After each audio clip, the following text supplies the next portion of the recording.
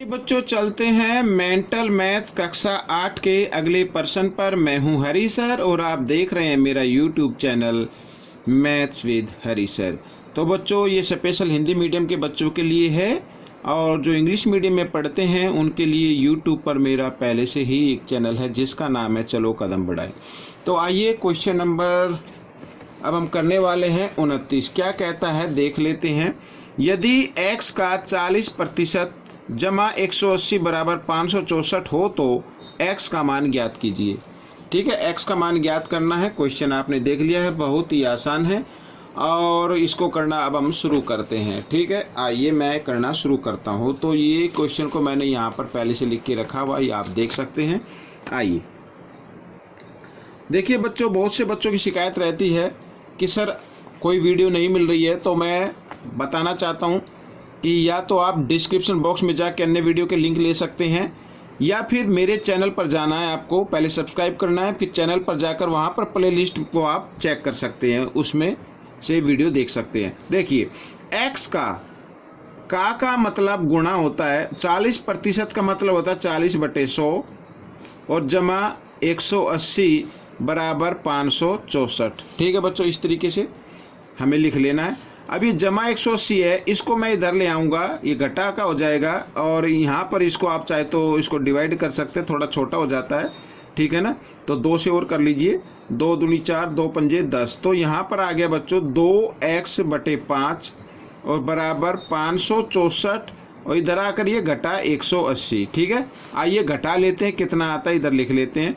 तो यहाँ पर 4 का 4 आएगा, 6 में से 8 नहीं जा सकते, यहाँ से बोरो लेंगे 16, 16 में से 8 गए बच्चों 8 और यहाँ पे रह गया 4, 4 में से 1 गया 3, इस तरीके से। ठीक है, तो x का मान हमें निकालना है। अब हम 384 इधर लिख लेते हैं, 5 इधर भाग के रूप में, इधर आकर ये गुणा के रूप में आएगा, 2 इधर गुणा में है तो इधर आकर ये भाग के रूप में आ जाएगा। अब 2 से इसको काट देते हैं, 2 एकम 2, 2 नी 18, 2 दूनी 4। ठीक है बच्चों, ये अब आपका x का मान आ गया। इनको गुणा कर दीजिए, 5 दूनी 10 की 0 हासिल 1, 5 नी 45 और 1 46 का 6 का हासिल 4, 5 एकम 5 और 4 9। तो 960 आ गया बच्चों आपका x का मान। ठीक है, अब हम करेंगे अगला प्रश्न यहाँ पर।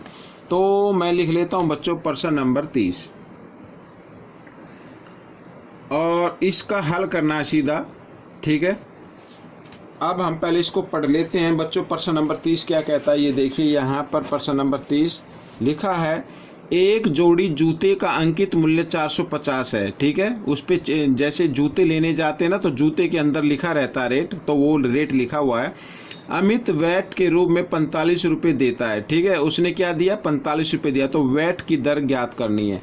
वैट मिस्ट एक प्रकार का टैक्स होता है ये भी, तो 45 रुपये उसने टैक्स के रूप में दिए, तो हमें ज्ञात करना है कि उसकी दर क्या होगी। आइए करना शुरू करते हैं। तो बच्चों यहाँ पर मैं लिख लेता हूँ जूतों का अंकित मूल्य। ठीक है, या आप यहाँ पर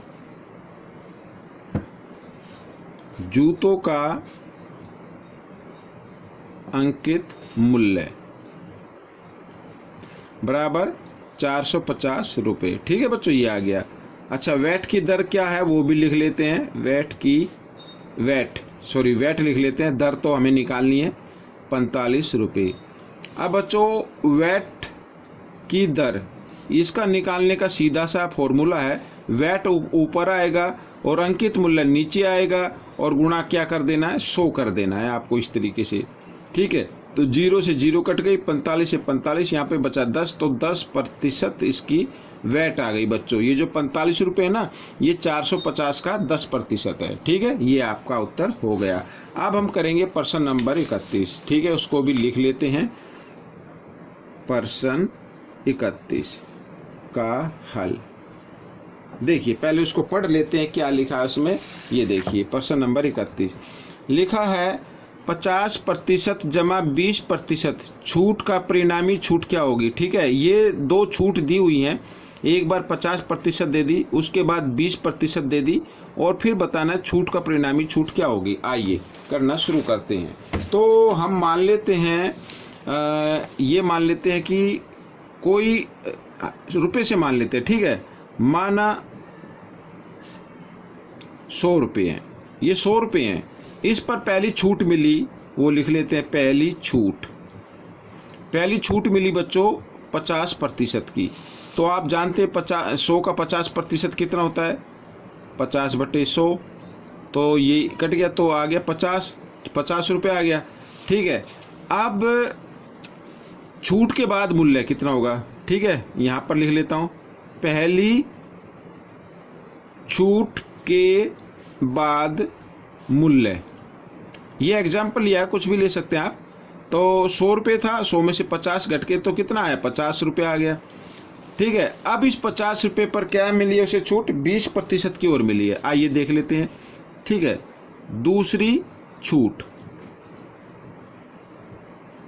छूट, ये बड़े की मात्रा छूट। ठीक है, तो यहाँ पर 50 का 20%, ये मैं पहले लिख लूँ 20%। ठीक है, कभी कंफ्यूज हो जाए। तो 50 का 20%, तो इस तरीके से निकालेंगे। तो 0 से 0, 0 से 0, 5 दूनी 10, 10 रुपये आ गई। ठीक है, कुल छूट कितनी हुई, आप देखो कुल छूट हुई, पहले तो 50 रुपये की थी, फिर 10 रुपये की, दो टोटल हो गई 60 रुपये की। ठीक है, अगर ये इकट्ठी अगर हम देते, ठीक है, मान लीजिए 100 रुपये है, यहाँ पर ये 100 रुपये है और 60 रुपये की छूट देती, तो इसका मतलब ये 60% होता। क्या होता बच्चों, छूट %। तो ये कितना होता, 60% होता। ठीक है, ये आपका आंसर आएगा। अब अलग अलग दिए, पहले 50 दी, फिर 20 दी, तब ये 60 रुपये की छूट बनी। लेकिन अगर इकट्ठी देते हम, तो फिर देखो अब तो 50 एक जगह है, 20 एक जगह है, तो ये तो 70 होती है ना। लेकिन अगर हमें इकट्ठी देनी होती तो 60 रुपये की देनी होती, तो ये 60% की छूट आ गई बच्चों। ठीक है, तो ये प्रश्न भी आपका हल हो गया। अब हम करते हैं बच्चों यहाँ पर प्रश्न नंबर 32। देखो 32 करते हैं, क्या लिखा है। पुष्पा ने एक कमीज रुपये 250 की, एक फ्रॉक 350 की और जीन्स 650 की खरीदी। उसने तीनों के लिए 1000 रुपये का भुगतान किया। बताइए कि उसे कुल कितनी छूट मिली। बिल्कुल आसान है ये भी। ठीक है, आइए मैं इसको यहीं पे करके दिखाता हूँ आपको। इस तरीके से यहाँ पर कुछ तो पढ़ लिया ना आपने। तो अब हम इस पे करते हैं, प्रश्न 32। ठीक है, तो यहाँ पर लिख लेते हैं कमीज का मूल्य। कमीज का मूल्य है 250 रुपये। रुपये यहाँ पे लिख लो, कोई दिक्कत नहीं है। ठीक है, फ्रॉक का मूल्य ये भी लिख लेते हैं। फ्रॉक का मूल्य ये है बच्चों 350 रुपये, इस तरीके से। फिर जीन्स का मूल्य ये भी लिख लेते हैं। जीन्स का मूल्य है रुपये 650। तो कुल कितने का हुआ, ठीक है, कुल मूल्य।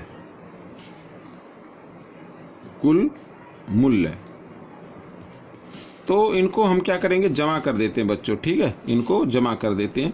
तो 0 की 0, 5 और 5 10 और 5 15 का 5 का हासिल 1, 6 3 9, ठीक है, 9 और 2 11 और 1 12, 1250 रुपये का उसका सामान बना था।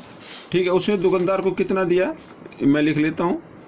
पुष्पा ने पैसे दिए कितने, 1000 रुपये दिए। ठीक है, सामान कितने का था, 1200 का, दिए कितने, 1000। तो छूट कितनी हुई, यहाँ पर लिख लेते हैं छूट। तो 1250 में से 1000 रुपये आप घटा दीजिए, तो 250 रुपये की छूट आ गई बच्चों यहाँ पर। ये आपका उत्तर बन गया। ठीक है, तो इस तरीके से ये क्वेश्चन 4 हो चुके हैं। आपको कैसे लगे मुझे ज़रूर बताएं। इसमें से सीखकर दूसरों को ज़रूर सिखाएं। मिलते अगले पार्ट में, तब तक आप प्रैक्टिस करते रहें।